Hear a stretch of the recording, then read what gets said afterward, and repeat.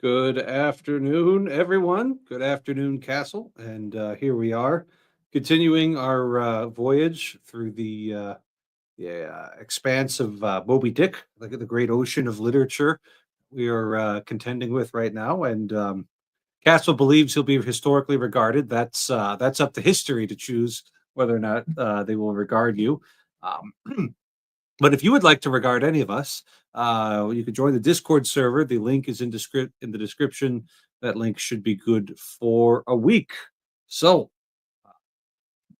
let's move on. Our first chapter that we are covering is Jonah, historically regarded, and just to set a little bit of context here, in the ancient world and in the most of the medieval period, people would have just heard the story of Jonah and thought, yeah, that's what happened, and they wouldn't have questioned themselves too much unless there was a change in translation. There's a famous story of the old um, the old Latin translations of the Bible being replaced by the new Vulgate that Saint Jerome had just completed, and it changed the translation of the plant that Jonah was seated under from a gourd to a leafy tree. And the some people in North Africa rioted because they thought Jerome had changed the Bible, even though he had, changed the one translation of this word to better reflect the Hebrew. Besides all that, one of the first, as you get into the so-called modern period, as you get through the 16th, 17th, 18th, 19th centuries, one of the first stories that gets attacked on historicity in the Bible is Jonah. They say, how on earth is this possible? How on earth could Jonah have been swallowed by a whale? That's impossible. He wouldn't have survived. And it would have been a hot topic in the 19th century because they still had some of that old world influence kicking around there in a way that we don't anymore. And any kind of doubting of the historicity of the Bible was sort of like doubting the very fundamentals of your civilization, not just doubting whether or not George Washington chopped down a cherry tree, but whether or not he even existed, something like that. So we can see this, just situate this chapter where quite sensibly Ishmaelville comes down on the side of Jonah really having existed and historically regarded there, with the point that he could have just been hanging out in the whale's mouth. Um, doesn't have to be entirely swallowed. Doesn't even have to be a sperm whale. It could have been a baleen whale, which would have comfortably accommodated him without, well, would be a very unpleasant journey. I think I could think of a better craft, but yeah. So he comes down hard on the Jonah being a historical book. So what do you guys think? Was Jonah swallowed by a whale? So first of all, everyone knows that George Washington wasn't real. So I don't know what you're talking about, but it's actually funny, this aspect of like oh, everything has to be like perfectly historically regarded. He actually is gonna wind up kind of going over this in another chapter we're gonna go over today. And this sort of like this extreme overemphasis on like minute details. And I actually talked to some students recently, and I was kind of talking to them about like how ridiculous would it be if you were attending, like the 50th wedding anniversary of like an elderly couple, and you asked how they met, and they started giving you like exact timestamps and like the address of the place and like all these different things, and the whole thing was notarized by a official of the state, and all. It's like you would just, not only would that be ridiculous and like painful to listen to, but also like they probably wouldn't have gotten married if they were the type of people that were like just watching all the, like, it never would have happened, but with the whole whale thing, like to your point about the baleen whales, like some of those like blue whales can hold their breath for well over 20 hours at a time. So it's like, yeah, if you had, you could easily fit like a human being, especially if you're lying down like inside. It's like, yeah, it wouldn't be very comfortable, but there would be enough oxygen in there, like you could lie down in like a coffin or something like that and like recreate that and have, if there is a little bit of air, you'd probably be fine. I don't know about fine, but you would survive. Yeah. Yeah, the definition may vary. There was actually a guy, I think it was like within the last 5 or 10 years. It was only for like a few minutes, but the guy actually got accidentally swallowed by a whale. And he was like a snorkeler or something like that. And he was there, and like there was a baleen whale that was just catching krill in a harbor or something, and he was snorkeling, and he got caught up. And he was actually in, and all he had was just a few scrapes from like his arms touching the baleen, and that was it. You know, I mean, he was fine enough. Yeah, I mean, I find it interesting, right? Because definitely Ishmaelville here is poking fun at a number of things at once. In a very clever way. It's extremely highbrow. This is like highbrow bare knuckle boxing right here. That's what this really is. And it's very hard to appreciate if you don't, if you don't see it all and like, fair enough, maybe you shouldn't. But yeah, I mean, on the one hand, he's he's doing the appeal that Castle mentioned, which is, does it really need to be this precise, accurate sort of a thing, right? And on the other hand, he's making fun of the fact that they're inserting their own details, right? Because all of these, what's the historicity questions of especially of the Bible, but really of anything, are presumptions on the part of the person asking the question that aren't evident from what was stated. In other words, they're arguing with themselves. They're not actually arguing with someone else. They're saying, of course not. And then he's just keeps expanding the world out. What if it was a boat named Whale? Didn't think of that, did you, Mr. Smarty Pants? Right? This is what I mean by highbrow bare knuckle boxing. He's really meeting them when they're at where they're at and beating them with their own fists. And, as though they're little puppets. And then at the end, of course, he ends with, in any case, a bunch of people, act like it's true. And to the point where they put an incredible amount of effort into making that apparent. So the guy I thought it was absolutely delightful. This is the sort of thing that I really probably shouldn't be involved in, but revel in nonetheless.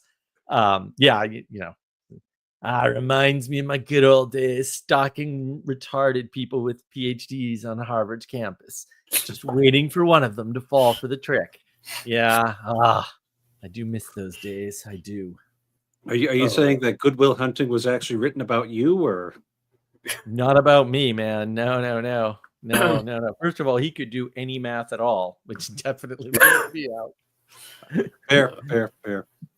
Good Matt Damon was good at everything, Well, he had an eidetic memory, which, for all my arguing with my brain on a constant basis, I still do not have, except very occasionally and usually after I need it, which is another source of contention between me, myself, and I. Just to let you know.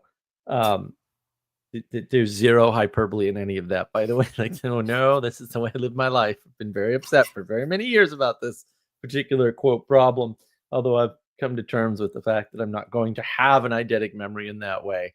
And I have friends that do, right? I have a friend in particular who's really good with numbers, who just does stuff, and I'm like, that's not possible. And it's totally possible. So yeah, I'm familiar with this sort of highbrow battle, but I like the form of it and the way he ended it with the, even the well, roughly speaking, the heathens think that Jonah got swallowed by a whale. Who are you to question it, right? And I like this lamp that burns without any oil. That's the Yep. He makes a point of kind of beating up this guy called Sag Harbor as well, and like kind of puts him as like his nice little straw man for all of the arguments that he's about to easily knock down. And then he goes and he says, that all these foolish arguments of old Sag Harbor only evinced his foolish pride of reason. A thing still more reprehensible in him, saying that he had but little learning except what he had picked up from the sun and the sea, which in previous chapters, he literally says that those are the most educated guys. And now he's completely done a 180. Yeah. What are you educated in? Right? Like, I bet you old Sag Harbor was quite useful on a ship. He's an Yeah. old Nantucketeer, but it's like he's trying to go into the world of like German rationalism and biblical, higher criticism. And it's like he doesn't look good while he's there. Yeah. You could say that nobody looks good while they're there, and I won't argue with you too much, but you know, Yeah. like a little bit of education is actually the worst possible thing. Mm. Right. Well, and just to make it a little more clear, this is the trick. When you're dealing with somebody that uses historicity trick, all you have to do is stop letting them narrow things down to detail and actually expand it 2 layers up or layer up or 3 layers up to what if whale was referring to a ship named Whale? We have ships named all kinds of things, right?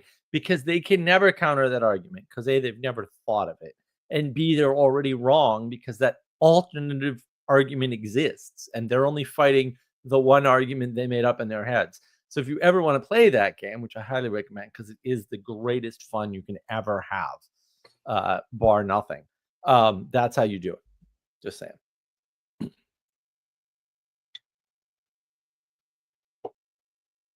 All right. Moving on to chapter 84.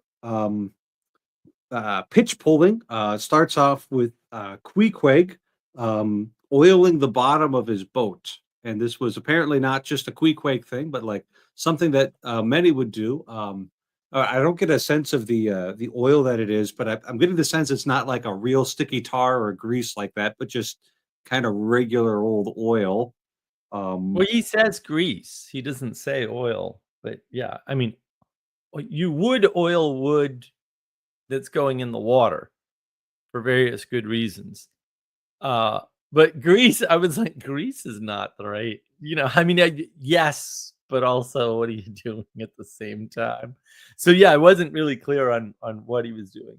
I mean, I don't think grease works well with salt necessarily, although it might be the best you can do.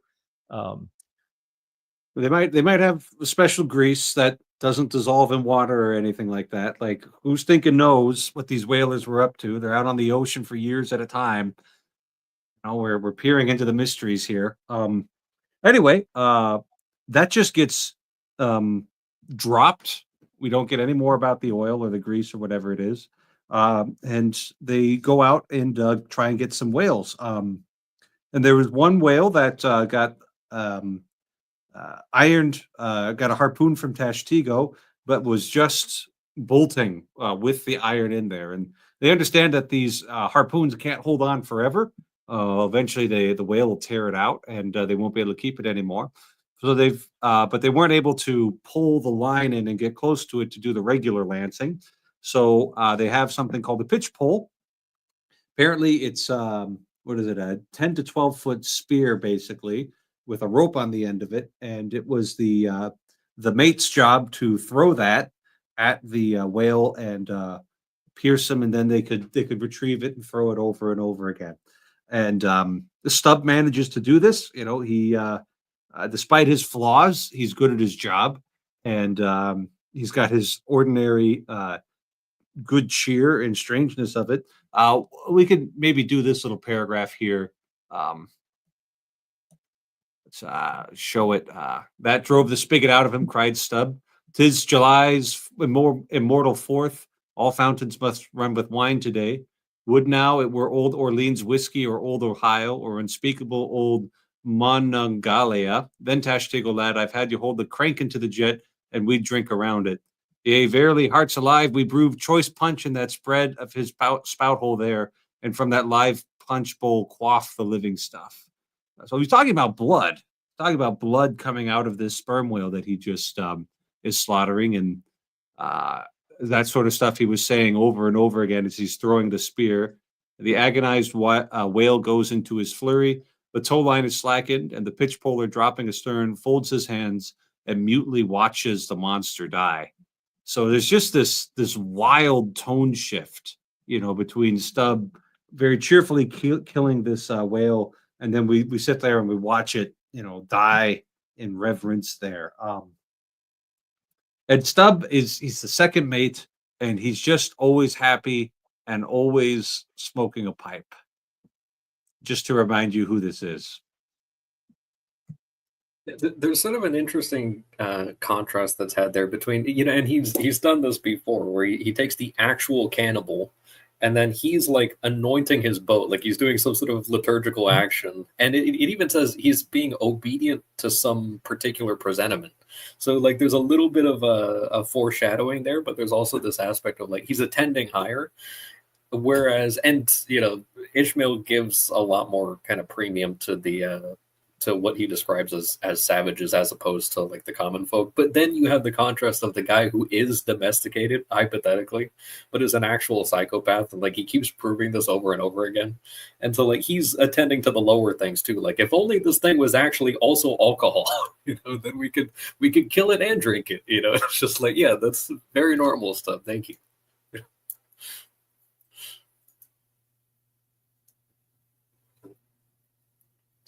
Yeah. It's just an odd, short little chapter here. Gosh, that was page 431 in my edition. We've read a lot of this book. Mm. Yeah, Yes, no, we made good progress. Yeah. It is a question though. How many times he's done this trick where he elevates the savage above the civilized person, and what that's for. Maybe by the end of the book I'll have figured it out. But yeah, it's good to note at this point that that's happening over and over again. Civilization, like anything, it's got trade-offs, and it's got dangers associated with it. And a couple episodes ago, Mark, you kind of tied everything together real well about kind of the historical currents that was happening in the West, kind of the rise of materialism, type of rationalism, all these sorts of things. And we can look at this as like kind of poking at that a little bit. The savages seem to have I just mean people who don't live in cities, who live in a more primitive tribal kind of life there. Try not to lose your minds.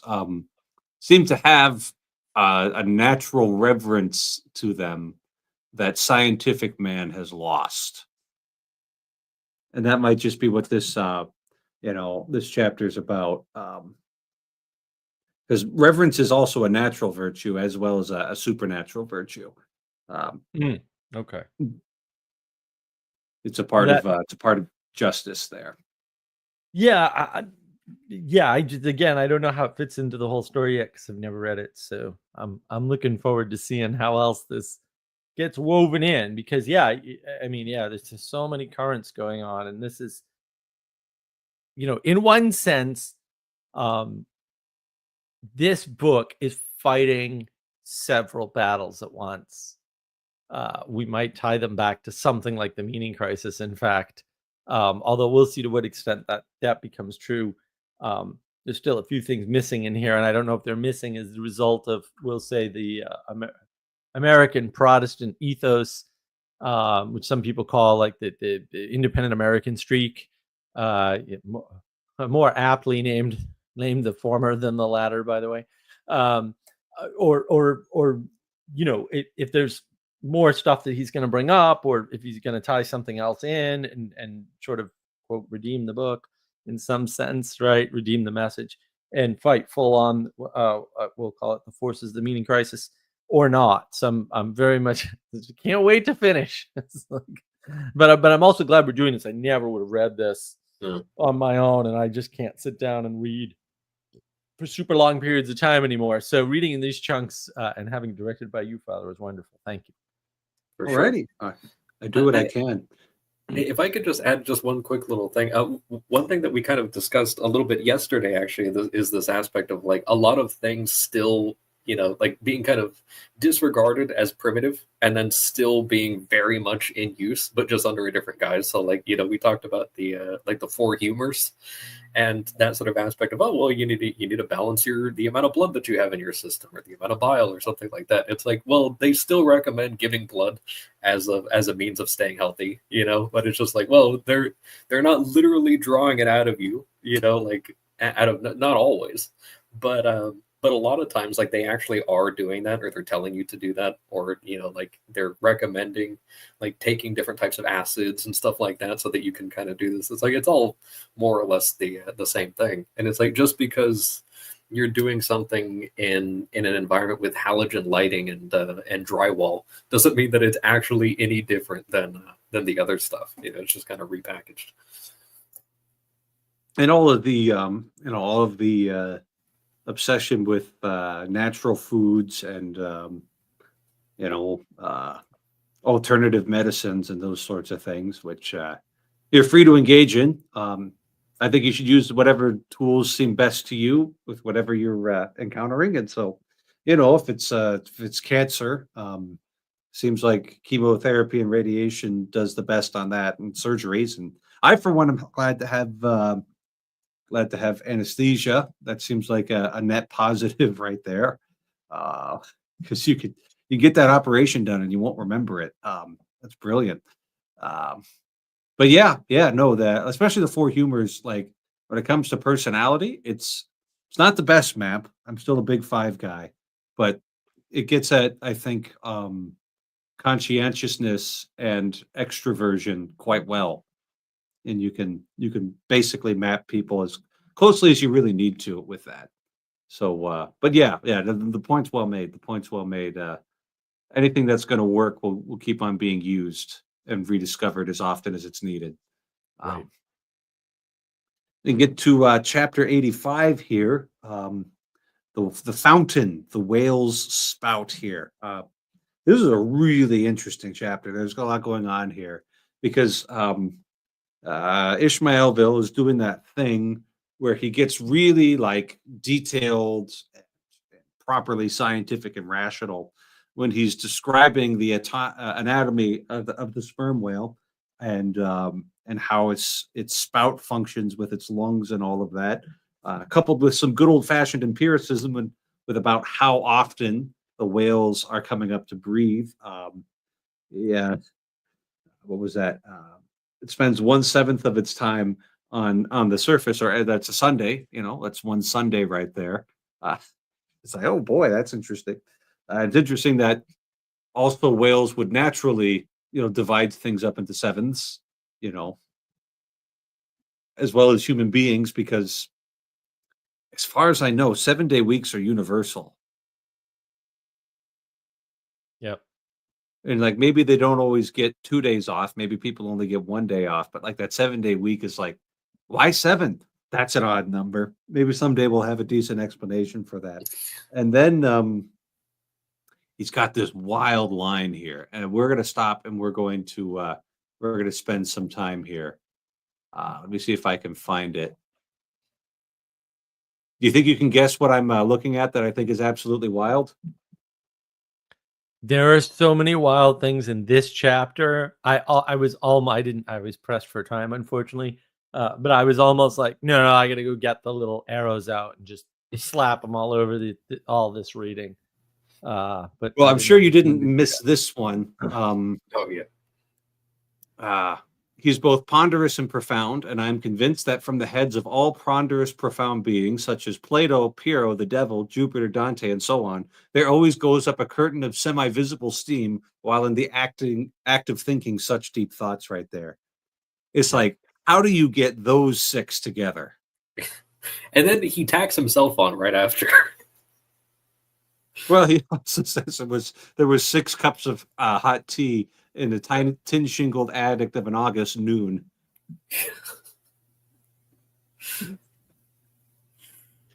Like, how do you get this list?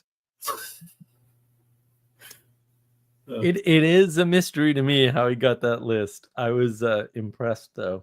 There's lots of impressive stuff in this chapter, yeah. And I bet they're all involuntary whalemen. Every single one. Yes, can confirm. If I could just quickly point out, so this absurdity on the first page of this chapter, where he goes and he describes the moment, and he says 15 and a quarter minutes past 1 o'clock p.m. of the 16th day of December AD, and then okay, in my thing, so it says 1851, but in my version, it's like drawn, like it's not even actually like a number. It's I don't know if you can see that. Hold like- up, hold up a second. Hold up a second. We can get that. Oh yeah. Yeah, it's like drawn. It's like, what is this? No. Gonna move into I'm the gonna corner. I'm gonna figure this out. I'm gonna figure this out. Boom. There we go. Come on. Switch. Yeah, like what even? Oh wow. What even is that? And so in my version, it doesn't say 1851. It's just like, why is he so overdone with the exact notation? That's hysterical. Yeah. It's just like Do you think that they is just next like level. took a scan of his manuscript and put that in there? Maybe.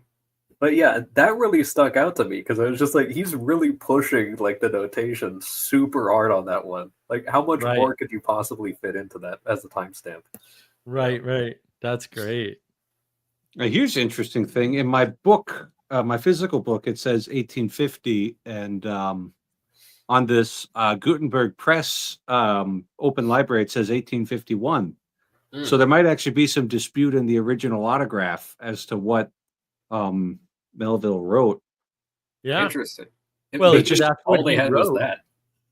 Yeah, what is that? Is that like a I- numerical system I'm not familiar with? I have no idea. Yeah. Okay.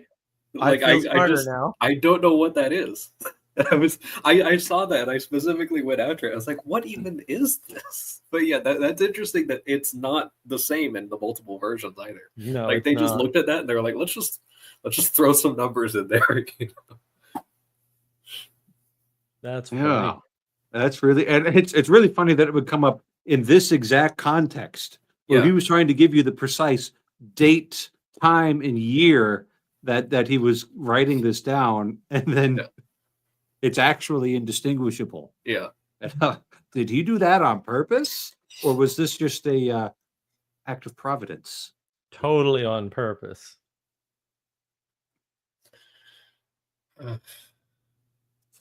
Wow, thanks for bringing that up. Is that the Kindle version there, or Yeah. interesting? The yeah, there's and he kind of he drives the point home a little bit more too. Like on the next thing he goes and he says, I do not think I shall err, though I may possibly use some superfluous scientific words, and then he keeps on with that sort of theme as he goes on. Yeah, sorry. That the whole theme of this chapter is this debate over whether whale shoots up water or water vapor. I don't know if I summarized that properly, but it's like, is it water or water vapor? And it's like, how would you'd have to get awful close to figure that out. And he actually says you shouldn't get that close because people who have gotten close to this have had their skin ripped up, and these are big animals, and if they're especially if they're dying and they're breathing really hard, like that stuff's going to come out really fast. It's not hard for me to imagine that even at just a body temperature, it would come out really hard and be rather unsafe to stand in the path of that, like standing at the bottom of a waterfall. There's a few lines I just like to kind of mention in this one. So he goes and he talks about how the whales don't have any olfactories, and he says, oh, there's no violet or cologne water in the sea, and then he says, seldom have I known any profound being that had anything to say in this world unless forced to stammer out something by way of getting a living. Oh, happy that the world is such an excellent listener.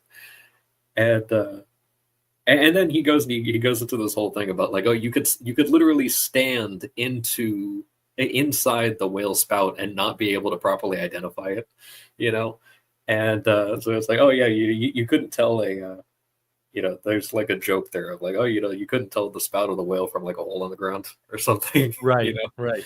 Yeah. It's also Yeah. like kind of pointing at the fact that the difference between water and water vapor at high velocities is pretty irrelevant. Right.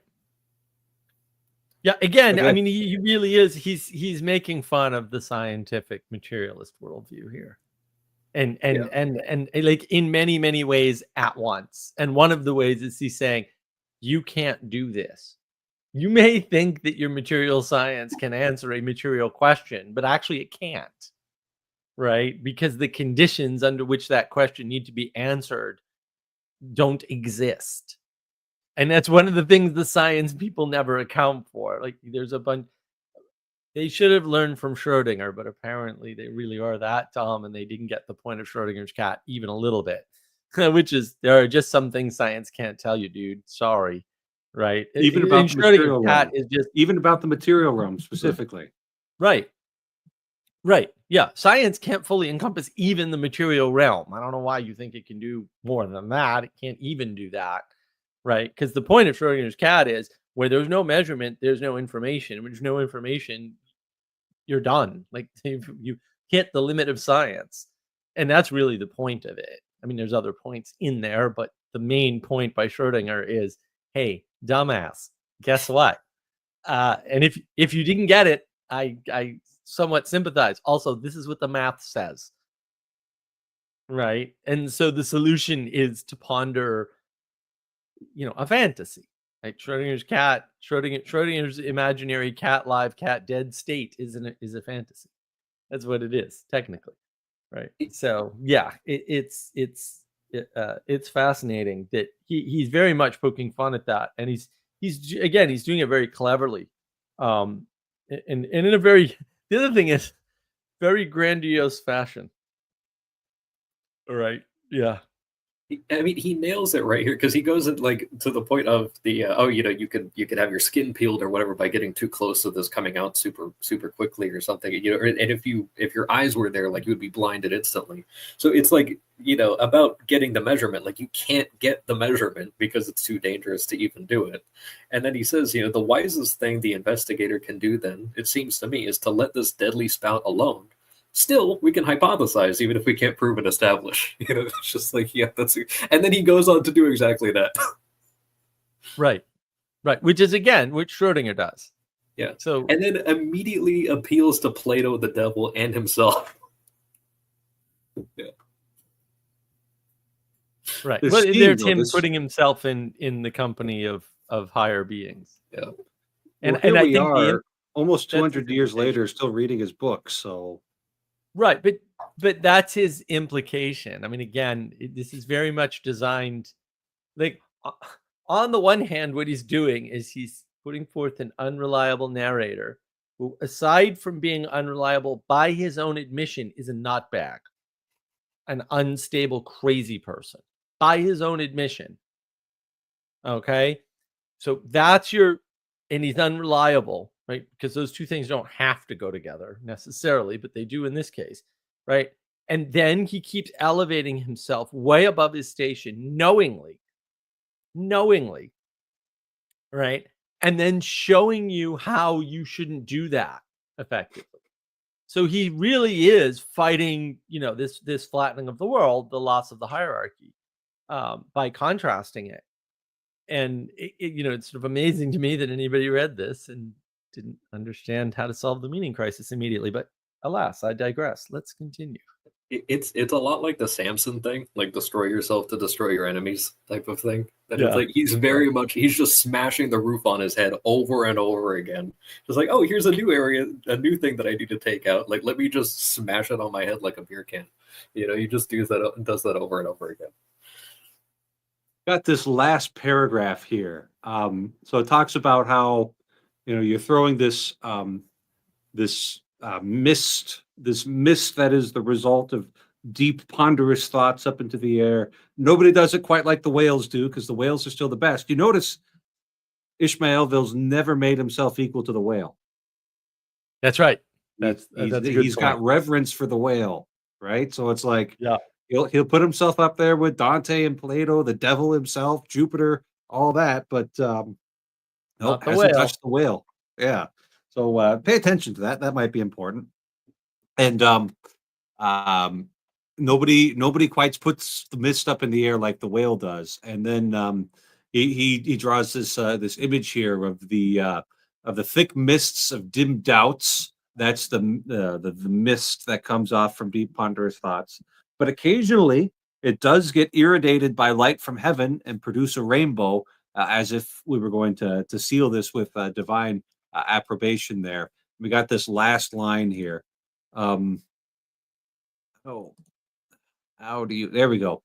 Doubts of things earthly and intuitions of some things heavenly. This combination makes neither believer nor infidel, but a man who regards them both with equal eye. Yeah. Yeah, you're right. There's so much going on in that paragraph, and there's so much going on in that sentence right there. It's amazing how much he crams into that one line. Yeah, because it's like you're mixing up the after effects or the products of your own ponderousness, right, coming up, and then it gets mixed up with emanation, right, intuitions, Mhm. heavenly intuitions coming through, and I think that ends up making you proud, basically, when you put your own Mm. thoughts up into the air and it catches the light and becomes beautiful. It Sure. makes him, yeah, it doesn't make you into a believer or an infidel, but a man who regards them both with equal eye. Well, there's the re-enchantment of your world, of your experience. And also you notice it's doubts of all things earthly. We might swap that word for material. Right?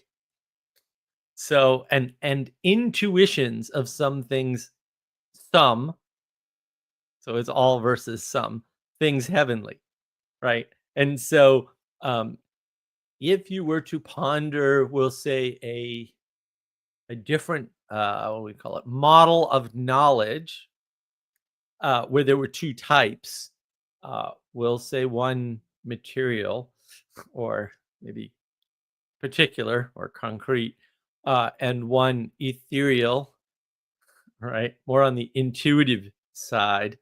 Um, then, then one might come to understand that the human being stands in the middle, and it's also a treaty.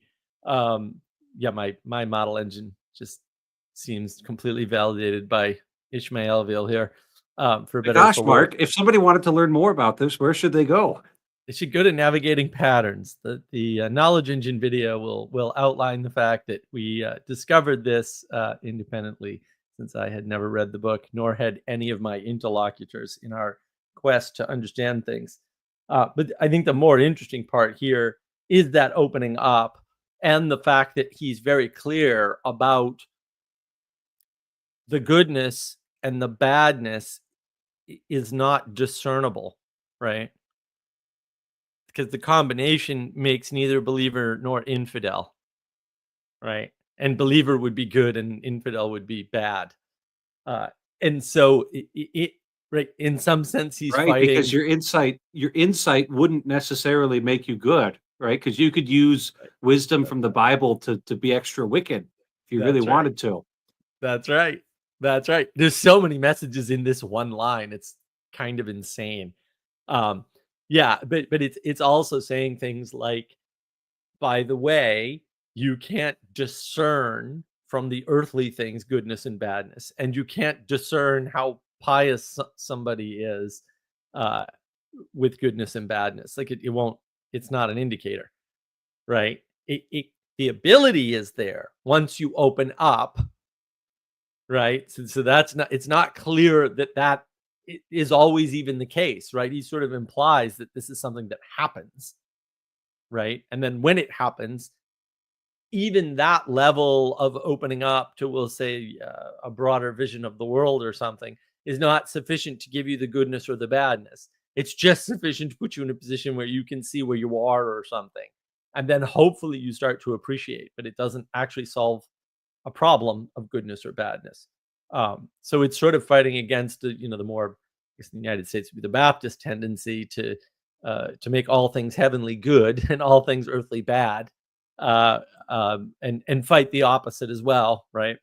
Um, where you make things earthly too good or something and things heavenly bad.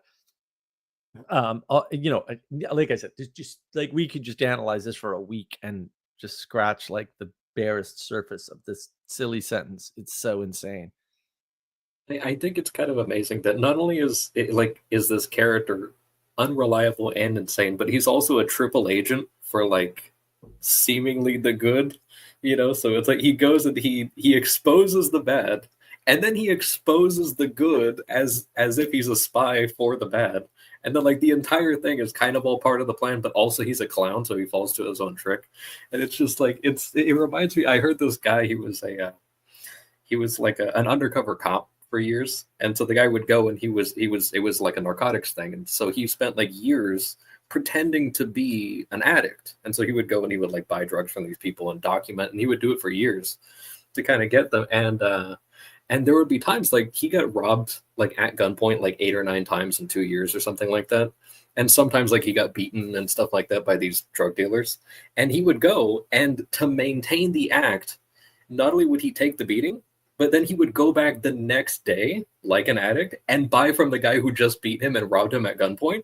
to sell the thing, and would even like develop trust with these guys by doing stuff that a police officer would never do. And then he got the guys like after years or something, and it's like, yeah, like that's a triple agent, and like I see Ishmaelville kind of doing a little bit of the same thing.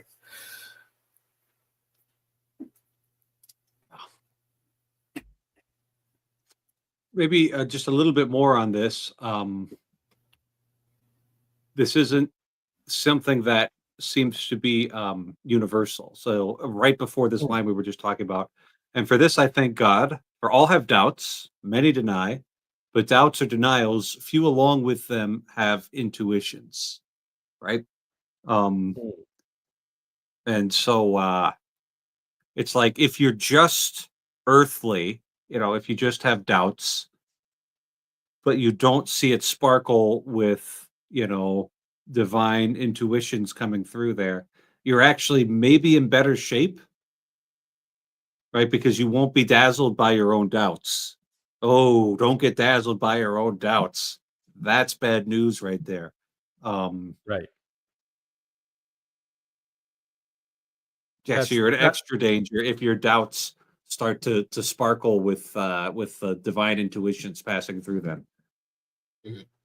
Right, but that's the fighting of so-called postmodernism, which is older than we'll say the recent identification of postmodernism, right? Which is fascinating, right? Like again, like how much of the meaning crisis is in here really? I'm not sure it's not all here. That's for sure. We're not done yet. So there's a couple more things I'd like to see, but also this is sufficient. Like that's like he can stop at any time and I'll call it good. It's when we have a winner.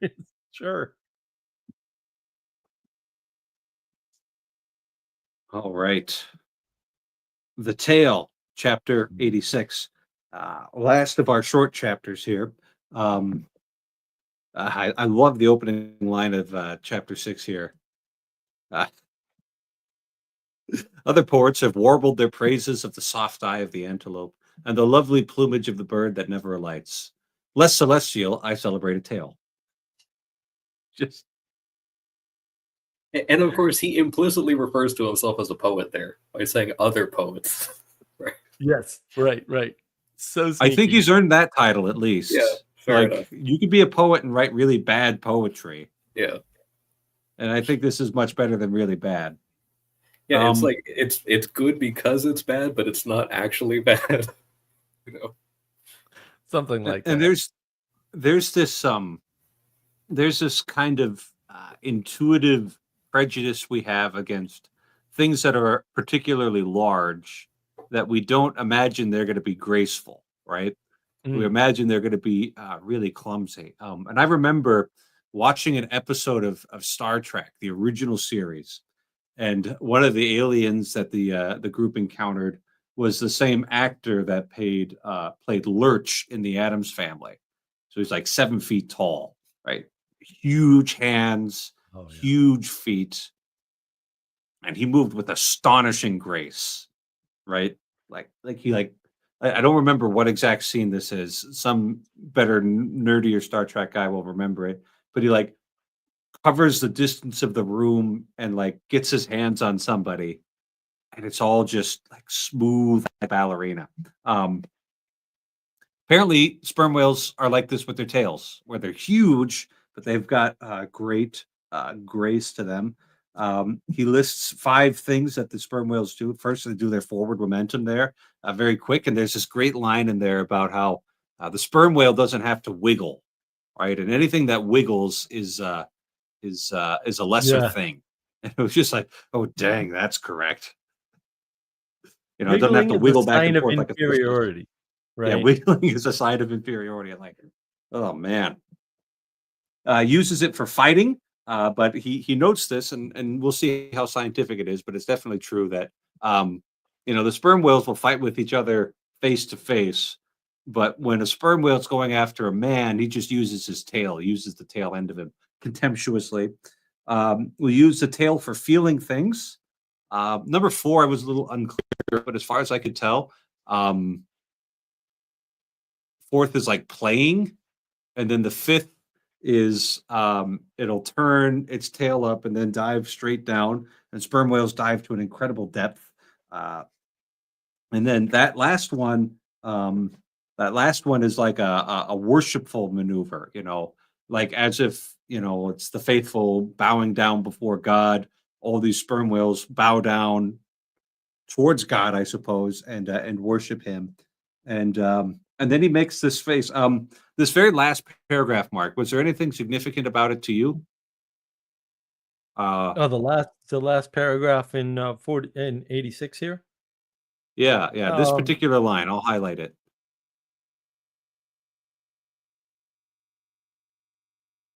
Thou shalt see my back parts, my tail, he seems to say, but my face shall not be seen. Does that seem significant to you? Not to me. Uh, it's Yeah. from that book that you didn't read. The one with the That's short why. name and no author. Yeah. Yeah, well, So I this can't is remember I don't even remember that book. Like I don't remember it exists. How could I possibly read it? the is a section in it where God tells Moses that he'll be coming by, and he says, "You won't see my face. You can see my back, and I'll put my hand over the cleft of the rock that you're hiding in, and you'll be able to see my back like that. But my face you shall not see." Um, the whale does that too. Apparently, it doesn't show the face to the man, but the part of the action, the part that causes the action that we can perceive in the whale, we can see that. The hidden source of the actions, the mind driving it, that is unseen to us. So, Mm, so that's what I interesting. saw in this chapter. There's a few good lines like on the second page, or it might actually be the first page on the physical version. He kind of goes and talks about. I mean, we see this with like architecture and stuff, but he talks about the triune structure of as much as anything else imparts power to the tail, which was a really good placement of that one. And then he says, real strength never impairs beauty or harmony, but it often bestows it. And in everything imposingly beautiful, strength has much to do with the magic. There's just some really good lines in this chapter. Yeah, the triune structure comment. I thought you'd be all over that, Father, for sure. The other one I didn't even know about. So like fair enough. I didn't see that coming. But the triune structure thing, I'm like, oh, surely Father's gonna bring that up. Nope. Castle to the rescue. Thank you, guys. Glad I can help. Hey, I thought it was just so obvious. I didn't think anybody would miss it, but Fair enough. Well, I like he thanks. likens it to Roman walls. Which like these little moves. I'm like, I see what you're doing, dude. I love it. but I see what you're doing. Yeah, it's yeah, if you don't think this is brilliance, like every line of this book, then you're really missing it. You're really missing the book. And he does a good job of kind of comparing and contrasting it with like the elephant's trunk, and that was good too. Yeah. That was very well done, and the sort of articulation and like the limitations of the whale's tail as well. But it is interesting, like it's a lot like a hand, essentially. Like there's he goes to make the point that like the side fins don't really particularly do anything, outside of just kind of like balancing. But they don't flap or like do any other sort of. They don't have how much power or strength. Yeah. They just kind of refine the movements of the tail. Yeah, it's like the wings on an aircraft or something like that, where it's just like they're, but yeah, that more or less like all of its dexterity is in that tail. So it makes sense that like if you're over connected to just one thing, that it's like it's the amount of use that you get out of it is necessarily a lot more. And so there is that kind of interesting aspect of it. And I did like the bit of the that it's even used as a means for reverence. And it kind of reminded me, even though it's obviously a completely different animal, but that old story of I think it was like Saint Anthony of Padua, the bed that he made where like the donkey knelt in front of the monstrance. You ever hear that story? Yeah. Saint Anthony of Padua was at that time in Europe, there was these disputes about the Blessed Sacrament because they had lost the intuitive, symbolic understanding of the ancient world. And even in like the 9th, 10th, and 11th centuries, had already come into an overly corporeal understanding of the Eucharist, which St. Thomas Aquinas fixed. So don't worry about that. But he only fixed it theologically. It needed to be reinfixed in the minds of the faithful. And so one of the things that the church developed at that time was this Eucharistic processions. You take the Blessed Sacrament out there, you have everybody reverencing it, you show great reverence to it, and that sort of thing. So St. Anthony of Padua, being a good priest, was doing that. And even the asses in the streets were reverencing the Blessed Sacrament, despite not having an intellect which is capable of perceiving it. So it's obviously a miracle. But what's this bit about the bed? I've never heard the part about the bed before. I've just seen the pictures of St. Anthony with the monstrance. The bed? You'd mentioned that. Did I misunderstand you? Oh, sorry. I meant bet, like a wager. Bet. A wager. There was actually, so there was one specific one where there was a farmer that said, all right, we're gonna prove this with my donkey. And so he goes and he says, we're gonna do this, and I'm going to do like an either or type situation. I'm gonna not feed my donkey for like 3 days, and then I'm gonna have food, and then you're gonna do the procession, and then we're gonna see which one my donkey reacts to. And that the donkey forsake the food, and they actually have a statue of the thing, and so that was sort of the a depiction of what people recounted from that day. But I was like, oh, that was an interesting sort of one, just kind of saying like, oh yeah, well, at the end of the day, like the animal settled the debate with those guys. Like they couldn't do it with reason; it had to be done with the donkey. And that reminds me of that one, like, people like to skip over it, but that one Bible story where there's the guy on the donkey, and like he keeps insisting to go in the one direction, and then he like realizes that the donkey was avoiding an angel, and the angel says like an angel with a flaming sword that was going to strike him down. Yeah, he literally said that your donkey saw me, but if it continued moving, I would have just killed you. It's just like, well, the first thing that happened is that the donkey went around the path, and the guy's like, why'd the donkey leave the path? That doesn't make any sense. And then they got to a more narrow spot, and the angel was there again. And so the donkey like started going up against the wall. The guy got off and started beating the donkey because it just ran him into a wall. He couldn't see the angel. And then the donkey turns around, and the donkey speaks to the guy and says, hey, didn't you see that angel? I was saving your life, bub. So why don't you show a little bit of appreciation and stop beating me? And then the guy sees the angel and is like, Oh, dang. Okay. I better be careful here. Yeah, So that was Balaam. Balaam and his talking ass. That's the nice. you can Google that yourself. It's in the book of Numbers. Which Mark has never read. I Some great wouldn't read stories in that there, one Mark. in particular. I'm bad Yeah, at math. yeah. That's the amazing thing. Of all places, it's in the Book of Numbers. Oh, there's more than just numbers in the book of Numbers. Yeah. There's all sorts of stuff there. Oh yeah. You want to talk about a book we won't get to the bottom of? Just the first 5 of the Bible. And then we have this good line like right at the end of this chapter too, where it says, "But if I know not even the tail of this whale, how understand his head?" Even though he just spent multiple chapters doing that. Much more, how comprehend his face, which he also did, when he has none. Thou shalt see my back parts, my tail, he seems to say, but my face shall not be seen. So yeah, so he does the reference to the to Exodus. But I just wanted to point out that he literally already did that, and then goes like, "How could I possibly?" It's like you just took us for a ride doing exactly that. He's the best troll of all time. Yeah.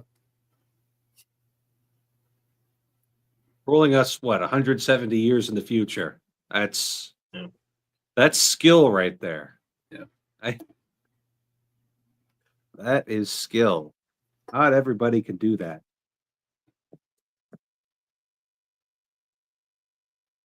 Okay. The Grand Armada. So they're sailing on. We're getting back to more plot stuff after all this philosophizing. And they're sailing on, and he describes it as you've got Asia, you've got Australia, and then you've got this line of islands that runs in between them. And he describes that as a sea chain of islands guarding the east from the all-grasping Western world. So, hey, that's got to be significant there. He makes a little diversion about how much water these whaling vessels carry on them, that they don't actually need to stop.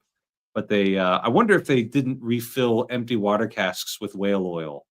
Like that would be a brilliant way of handling things. But he doesn't say that specifically. And then as they're going through kind of a between two islands here, there's a kind of a narrow stretch of things where they got islands on either side. They encounter a huge herd of sperm whales, and so this is something that happens. Apparently, you'll get something like hundreds of sperm whales congregated together, and this obviously, if you're a whaling vessel, is an opportunity. So they drop all their boats there. But while they're going through, it turns out they're being pursued by another pirate ship. That doesn't seem to affect the plot at all, but it certainly is commented upon that they're being pursued while in pursuit. The herd panics, and Queequeg is able to get his javelin into a whale, which they were targeting a whale at the edge of this thing because that's just a lot of large bodies that they don't want to contend with. But after they harpoon the whale, it goes into the middle of the herd, and they'll put kind of like drag nets. They call them drugs on other whales. So they'll harpoon them in the other ones, and this will slow them down and irritate the whales. Hopefully, they'll be able to come back and get them later. Drugs, as they called them. And then they're in this middle of this huge herd of sperm whales, and in the middle, apparently, they've got cows and calf whales, which are not accustomed to harpooneers and all that sort of thing. And so they're able to like approach them gently, and eventually they're able to this is the longest chapter that we read, and a lot of detail that I'm kind of skipping over here, but they're able to take a single whale and escape from this semicircular group of whales, and make it back to the Queek, and make it back to the Pequod. And then there's this fun line right at the very end. The result of the lowering was somewhat illustrative of that sagacious saying in the fishery: the more whales, the less fish. Of all the drugged whales, only one was captured. The rest contrived to escape from a time, only to be taken, as will hereafter be seen, by some other craft than the Pequod. So, rather long chapter, a bit more of an exciting chapter after all the philosophizing. But yeah, the more whales, the less fish. At a certain point, there can be too much of a good thing, and there being too many sperm whales to kill makes your job harder, not easier.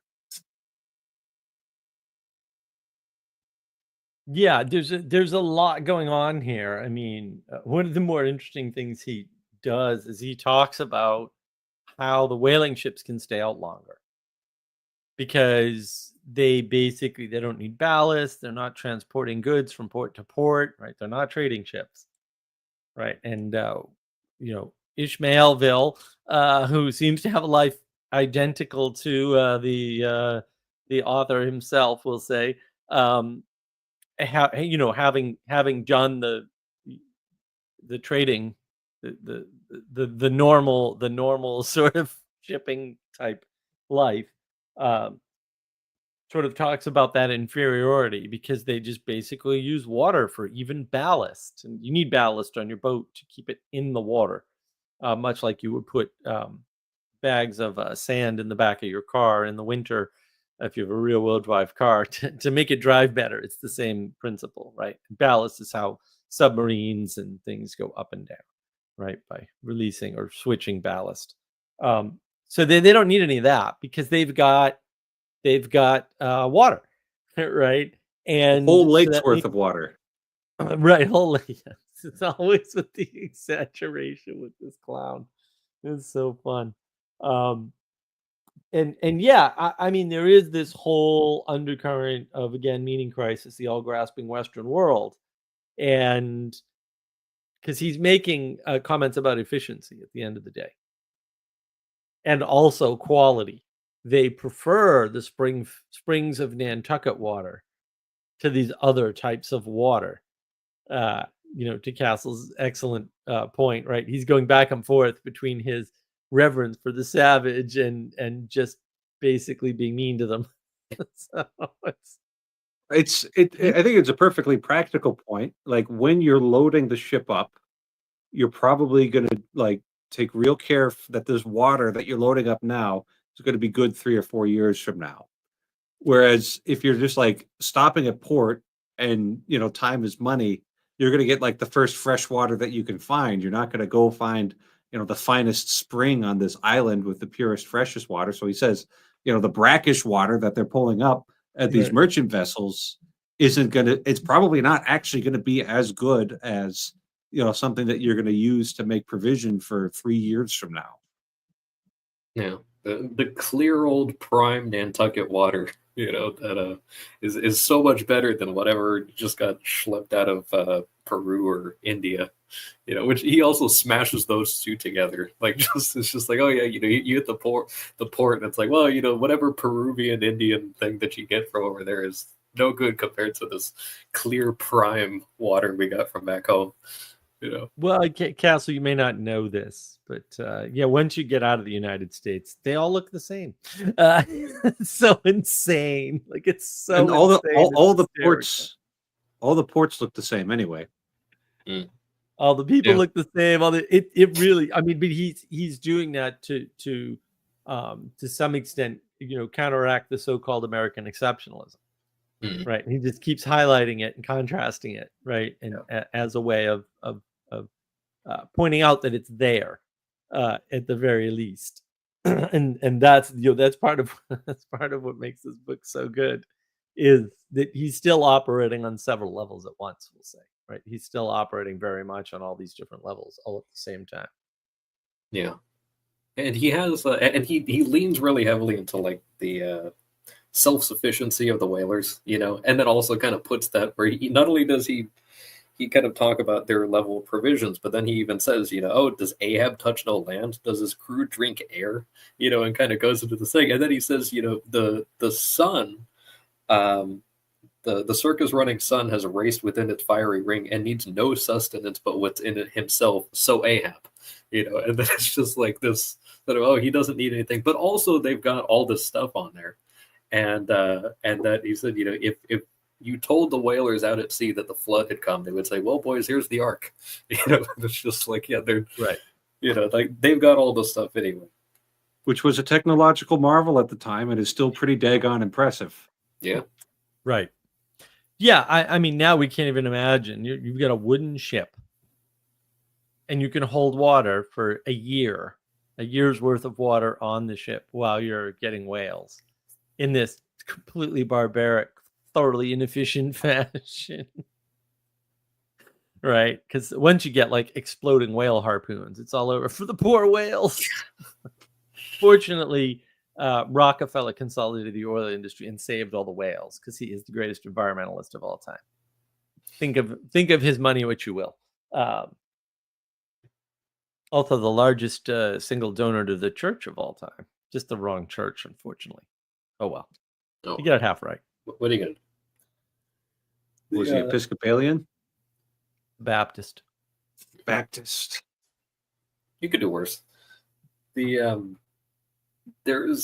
like this. Something that actually came up for me. So you mentioned the pirates. That gave me whiplash, like when I first read it, because I think he's actually referring to the pod of whales they're pirates, because he says these rascally Asiatics were now in hot pursuit, and I was like, I actually believed that, these are pirates, because he says Malays, sir, and after us. So you think like Malaysian pirates, but I think they're actually like Malaysian type whales. Right, but he's also pointed out. Yeah, he's also pointing. Yeah, I was like, what's Father talking about here? Thanks, Castle. Yeah, he's also pointed out that this is the area where pirates exist. And so it's very confusing because he is giving, like, this is another one of his tricks, right? He's giving set and setting to a new set and setting while he's telling this story, while he's talking about American exceptionalism. And that's why it's not safe to read this book by yourself. Exactly. That's a well said. Well said. It might not be safe to read it at all, but yeah, it might be. Certain people shouldn't read it even with a group. Right. Forbidden knowledge confirmed. Yeah. Is it safe for me to have read it? We're going to find out over these next couple months. We'll know soon enough. Man goes insane and shoots up school. Oh no. Oh well. Shouldn't have read that book, I guess. Burn all the Moby Dick books. Can confirm. Like mackerel guys. Okay. Also, we find out effectively that they went around the Cape of Good Hope to get here. Right, because onward is Japan. So I don't think before this we knew which route they took to get, quote, around the world. Like, we didn't know which way they were going. But now it's quite clear which way they were going and which way they went.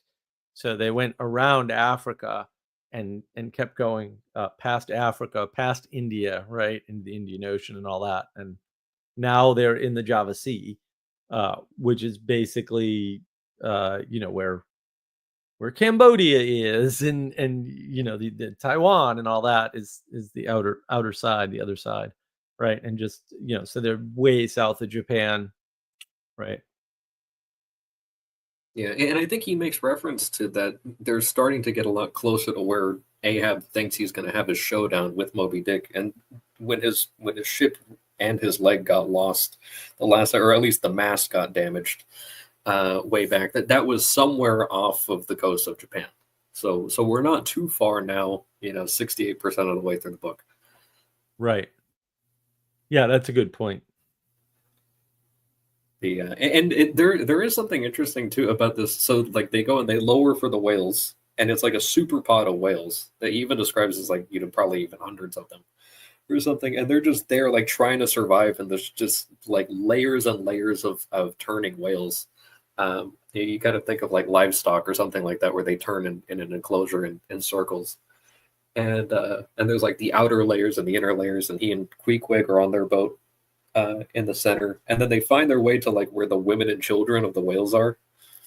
And so there is this interesting aspect of like they were very much overtaken by like an armada, and like they've just found themselves in like also the interior part of this like oceanic village, in a sense, and that they're not met with hostility, even when they're like right there with the women and children because they haven't struck at them yet. And so they're even seeing like I think one whale like gives birth right in front of them, right? I think. Yeah, that's what it sounds like. That's an No, interesting there's map. this- Is that a map? Did somebody map out all the places mentioned in the book in order? Oh, that's cool. Yeah, yep. And it's so you've got I'll show this map here. I gotta add this to the roster because it's super useful, but it's like, up here at chapter 23, and then chapter 29, chapter 51, 51, 51. Yeah, 51 was when they talked about going across the Cape of Good Hope. Then 52, 58, 687. Yeah. So we're there. Yeah, that's really 87. useful. And it's exactly as you said, Mark. Yeah, once he mentioned it, Which I is a had good to thing look because, at a map like I again. said, it's not safe to read. Yeah. I thought they were coming from the other way. So, I thought they did too. just goes to show you how landlocked I am. Yeah. Yeah, it wasn't clear to me either from the descriptions and the bouncing back and forth. So I didn't, because they stop in South America and then they float over to Africa. Right. But you do not want to make that other passage. You just don't want to do that. That is nice. I've seen footage. It's like, holy crap, people took boats through that. Why? It's like, no. Yeah, you don't realize, because the seas are like 12 feet different in height. And then there's this constriction that's Cape down Horn there. you're talking about, right? On Which? the tip of South America is what you're talking about, right? Yeah, Cape Horn. Yeah. But you don't realize what that constriction does and what the change in height of the water does. And it's cold because you're way far south. So it just turns out it's like real cold. Like there are penguins over there, so like gotta be careful. Yeah, people don't realize like that's not, you do not want to be in a boat doing. That's why the canal is such a big deal. The Panama Canal is such a huge deal. That was I think that was the third attempt at building a canal. The first one wasn't in Panama. I think they made one earlier attempt in Panama and they bootstrapped off of that to build the current Panama Canal. But whole countries went bankrupt trying to build that stupid canal. Or a canal in that area. So I think there was another attempt in Nicaragua. Because there's a big lake in the middle of Nicaragua. Right. Yeah. I forget where it is exactly. It might be that where there's actually a better place to build a canal, but then it's not a better place because geography or something. Right. There's always these little caveats. It's like, well, distance wise, it's a better idea, but maybe rock wise, or maybe disease wise, or maybe there's all these other factors you have to consider. Stability of the government. There's all kinds of factors you have to consider. Not a better idea. And then it just turns out that Panama ends up being the right place. Although it doesn't quite work. Although it's Panama, if you need a haven and a cheap, easy residency to hide your money from taxes, Panama is the place to be. Look up the Panama Papers online. It's quite interesting what they've been doing over there. Also, we should arrest lots of people and throw them in prison and take all their stuff. But that's not in this book yet.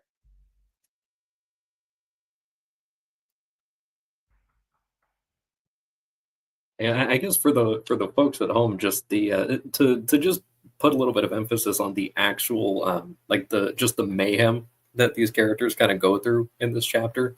So not only do they find themselves just being surrounded by layers and layers of these circling whales, but also there's a point that happens where the guys on the outside, especially because they're inside with Starbuck, so the two crazy guys are on the outside poking the whales. Well, these guys are just trying to survive. And then at one point, one of those other boats screws up and manages to get one of those the cutting spades that they talked about, a rope on that one, because sometimes they would hurl those and then kind of drag it back. The rope got stuck to a whale, and then the spade was not inside the whale. So that whale had been stuck by something else and then is now swimming as fast as it can, flinging this cutting spade, which is now cutting all of the other whales that it's passing.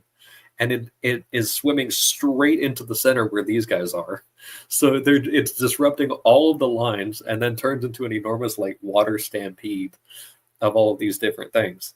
And then so Ishmael kind of says that there's like a ton of constant near misses, that they're just paddling as hard as they can while they're just getting passed right between whales, or they're just almost getting cut off by them, all in this thin little boat. And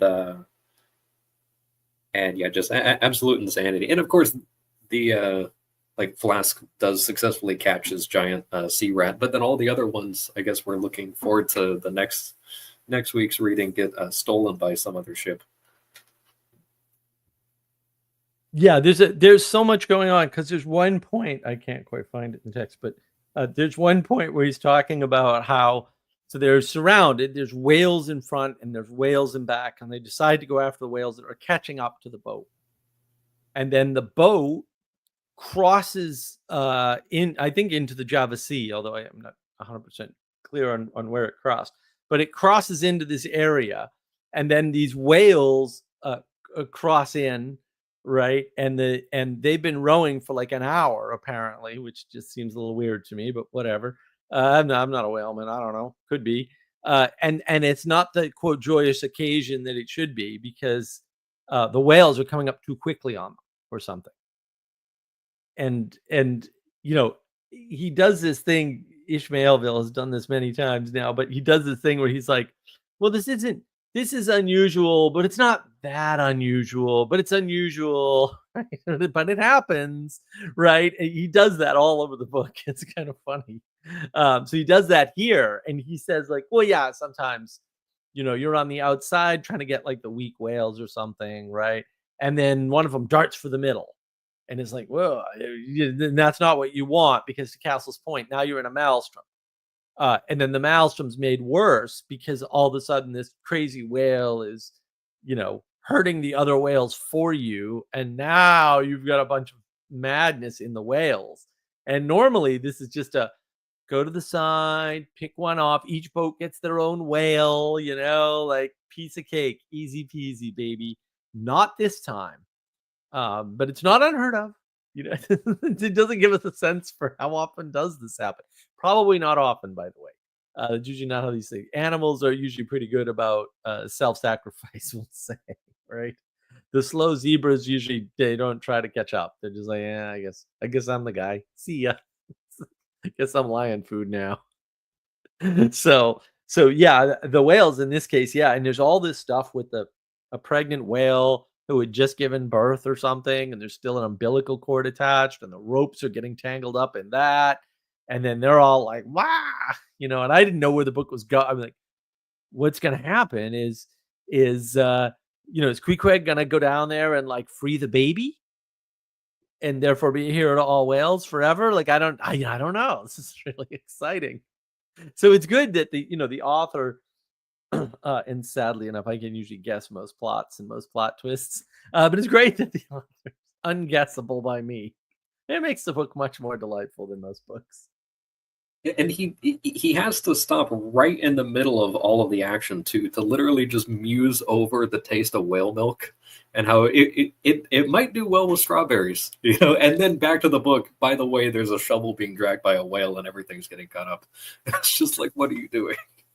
But yeah, it keeps you on your toes. Well, you're really getting. I mean, you're getting into the mind of the main character, right? Yeah. Like you're being dragged thoroughly into the mind of the main character, without that being made clear, right? Because who is the author, right? And in this case, the author seems to be Ishmael and not Melville. Yeah, and then at the end of the day, like, we are basically that cutting spade, just being dragged along, and then just cutting into all these random things, along the path. It's just like, oh yeah, there we go, that's us. Whaling in general, the West, yeah. I mean, he is tying it all together in a sense, it's a very deep text. It's a lot deeper than you think. I'm sure it's deeper than I can understand. That's for sure.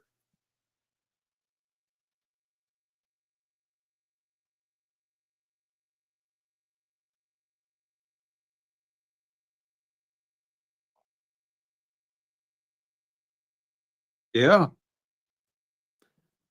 Yeah, it's pretty interesting. I'm thinking especially of this one line, while they're in the middle of the pond, the circle of whales.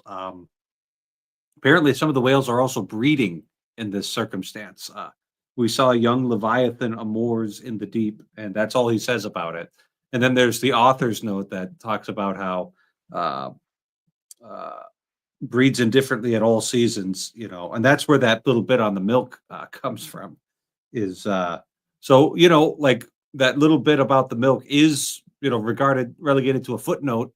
It's not put front and center for our consideration in the text itself. But everybody's going to read the footnote. We saw young Leviathan amours in the deep.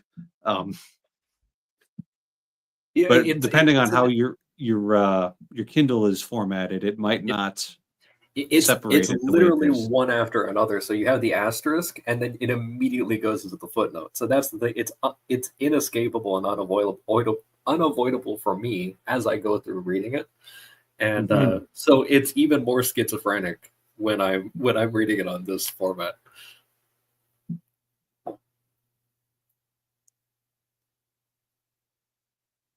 Yeah, it's interesting that what should seem like an easy sort of tons of whales here. They're heading for us.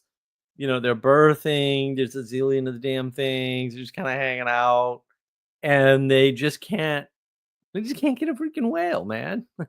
This should be easy. It is It the kind of easiest whaling you're ever gonna do, and it's not easy. It's like it's a big fat like what's going on here that obviously foreshadowing that they're just not getting, which I think is hysterically funny. Well, and it's also kind of how it happens sometimes. I'm remembering something from the Second Punic War where Hannibal, I can't remember the name of this battle. That's why we would need Adam here. Hannibal was able to entrap a large force of Roman soldiers between like a mountain and a lake and the passes, right? He's got them completely encircled. They have nowhere to go. So this was a great victory for Hannibal. The thing is that he doesn't have the option of taking prisoners here because he's in a foreign land. He's invading them. He can't march the prisoners back over the Alps and bring them to Spain. He doesn't have access to a boat or enough boats to get them back to North Africa. And so the description is like kind of reluctantly, he's got to go through and slaughter them all man to man. So even though he's winning a great victory here, like things couldn't have possibly gone better for him, it's still a giant pain in the butt to have that great of a victory there. And he's got to spend the entire afternoon killing them all to a man there just because of the circumstances. Whereas like it might have been a lot easier and more convenient for him to just inflict a heavy blow and send them running. Mhm. So there is such a thing as too much success when hunting for whales that you can't actually take all that many when you get too much of a good thing there. And so maybe we're just learning to practice a little bit of discernment here. Like, catching one whale every 3 or 4 days is actually better than, catching up to 100 at once. Mhm. And I think they make the attempt, right? Like they have the things they call drugs with two G's. That's like some sort of like a wooden implement that like slows the whale down. That it's kind of like attached to the barb at a distance, and then like increases drag or something like that. Um, and that they do that to also kind of mark the whales so that if the thing bleeds out or if it's just weakened, like we can go hunt it at greater ease. But then they wind up just marking all these free whales for somebody else, as we're probably going to see here later. Yeah, they get one. Yeah. And it says in the chapter, right? Yeah, of all the drugged whales, only one was captured. The rest contrived to escape for the time, but only to be taken, as will be hereafter seen, by some other craft than the Pequod. John. And so there's an element of mystery in here finally. We'll say classic mystery, not let's say supernatural mystery. We saw that earlier. which is interesting that he's, he throws that in there. And yeah, I mean, this embarrassment of riches that you can't take advantage of. There's a lot of clever themes, in this section in particular. So yeah, I can't wait for schools and schoolmasters should be excellent. All right. Any closing thoughts? Any parting shots? Look, I mean, like I said, these chapters in particular, this is really deep, cutting stuff. And he's really, this is a very compressed set of all the same things he's been doing throughout the book, only spaced and in pieces earlier. Is very compressed, talking about the larger frame, linking it to whaling, contrasting, we'll say the upper and the lower, right? And he comes right out and completely validates my model of knowledge that I have a video on, right? So all of that is right here. So it's wonderful that it seems like part of what he's doing as he's compressing the messages as time goes on and bringing them closer and closer together and coalescing them into a single sort of climactic event. So it'll be interesting to see how that plays out here as we come to a close. I don't know if will we finish this by the end of this year, Father? Do you think? Have you done the math to figure out if I've not done the math. I'm just doing it one day at a time. That's all right. Math, 1 week at a time is as much math as I can handle. We started this in we'll just do some back of the envelope math. Well, we had it down before to just within, but then there were 2 weeks that I think you weren't available, so yeah, lost a couple. We started this in June. We got through all this by now. This is all that remains. We're getting there. We're getting there. We're in the last third of the book. True. Maybe mid-January at the latest, I imagine. Unless we have cancellations. Well, that's my holidays are coming up and everything, but yeah, this is so much fun. Yeah. We will finish. On it all, we will finish. We will. But we'll see. I think next week should be good. To anybody who wants to join in the discussions, you can join the Moby Dick Discord server below. As much as it's nice to talk with Mark and Castle, the more we have, the merrier, as far as I can tell. So the link to the Moby Dick Discord server is in the description of this video. That link should be good for 7 days. Yeah, fascinating reading. Great insights, gentlemen. And be careful out there, and God bless you.